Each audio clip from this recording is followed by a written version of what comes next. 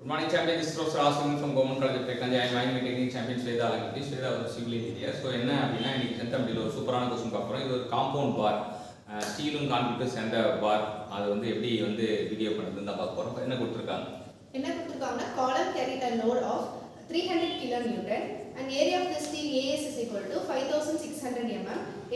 So எப்படி இருக்கும் அப்படின்னா வந்து கான்கிரீட்லேருந்து நமக்கு ஸ்டீலும் கான்கிரீட்டும் சேர்ந்து இப்போ கான்கிரீட் வச்சுருக்கோம். இப்படி கான்கிரீட் வச்சுருக்கோம்னா அது கூட அப்படி ஸ்டீலை போடுறோம். ஸோ ஏரியா ஸ்டீல் வந்து 5600 கொடுத்தாங்க. இது வந்து எல்லாமே சேர்ந்து தான் 5600 வச்சுங்க, 4 சேர்ந்து. இது வந்து 250 ஸ்கொயர். 250 ஸ்கொயர்னா இது ஸ்கொயராக இருக்க வாய்ப்பு, இது இல்லாமல் ஸ்கொயராக போடுறோம். 250 அது வந்து கழிக்கும். அது வந்து ஏரியா ஆஃப் ஸ்டீலை நம்ம மைனஸ் பண்ணும்போது நமக்கு ஏரியா ஆஃப் கான்கிரீட் கிடைக்குது, which is 56,900 mm square. So கான்கிரீட்டும் ஸ்டீலும் வந்து இது பண்ணும்போது ஸ்ட்ரெயின் ரெண்டுத்தையும் ஒன்றா இருந்தால் தான் பொருள் வந்து கைக்குள் இருக்குன்னு அர்த்தம். இப்போ strain in steel equal to strain in steel is equal to stress by Young's modulus. Strain is equal to stress by Young's modulus. அதே strain in concrete equal to stress in concrete divided by Young's modulus. அவ்வளவுதான். அது வந்து ஸ்டீலுக்கும் இதுக்கும் கண்டுபிடிக்கிறோம். It is equal to 15 times of இது கண்டுபிடிச்சிரோம். இதான் நம்மளோட கண்டுபிடிப்பு. ரெண்டோட ஸ்டீலோட Young's modulus கான்கிரீட்டோட Young's modulus கிடைச்சா இது கிடைச்சிருது. அப்புறம் வந்து இது load sharing equation. Load sharing equation பாத்தீங்கன்னா sigma s into as plus sigma c into ac is equal to p. Substitute பண்றோம். sigma c equal to 2.13 newton per metre square கிடைக்குது. 2.13 point இருக்குன்னா 31.95 newton per metre square. sigma s கிடைக்குது. sigma c இங்க கிடைச்சிச்சுனா அடுத்து நம்ம வந்து sigma c கிடைச்ச கையோட sigma s கண்டுபிடிக்கிறோம். sigma s equal to 1.15 into 2.13 அப்ப 31.9.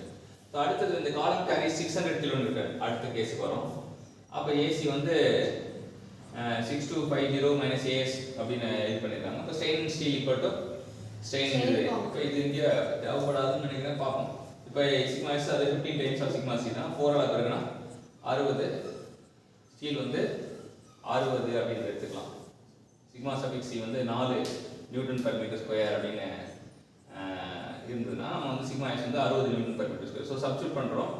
இது 60, இது 4, AC வந்து 62,500 minus AS அப்படின்றத கொண்டு வரோம். AC ஈக்குவல் டு மறுபடியும் புதுசாக வந்து இந்த ஏரியாவை மாற்றுறாங்க, ஸ்டீலை கண்டுபிடிக்க சொல்கிறாங்க. ஏரியா மாற்றி அதே இதுக்கு ஸ்டீலை கண்டுபிடிக்க சொல்கிறாங்க. இப்போ 60 into AS 4 into போடுறோம். ஆனால் லோடு வந்து 6 லட்சம், ஏன்னா வந்து 600 கிலோமீட்டர்னால.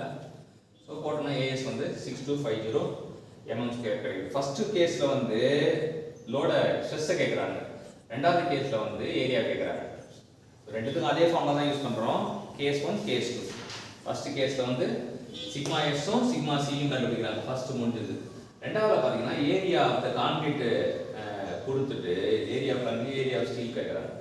ஏரியா ஆஃப் கான்கிரீட் கொடுத்துட்டு ஏரியா ஆஃப் ஸ்டீல் கேட்குறாங்க. Area of concrete equal to 62500 கொடுத்துட்டு மைனஸ் டோட்டல் ஏரியா வந்து 62500 இருக்குது. ஃபர்ஸ்ட் அதில் டோட்டல் ஏரியா வந்து 5600 ஆட் பண்ணோம் அப்படின்னா